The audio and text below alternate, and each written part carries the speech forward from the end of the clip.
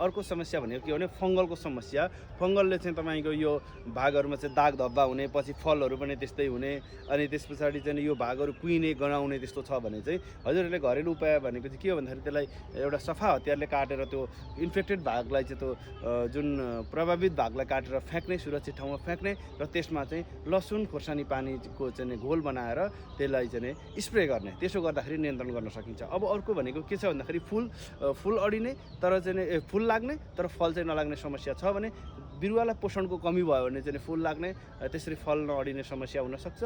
त्यसको घरेलु उपाय भनेको चाहिँ हामीले केराको बोक्रालाई चाहिँ त्यसको केराको बोक्रालाई चाहिँ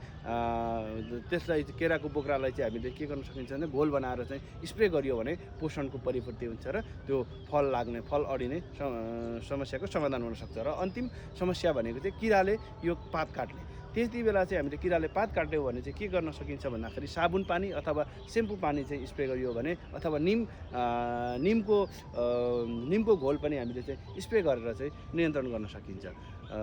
हजुरहरूलाई यो मेरो चाहिँ आफ्नो अनुभव कस्तो लाग्छ हजुरलाई अरू किसानसम्म पुर्याउनको लागि सेयर गरिदिनु होला। Thank you.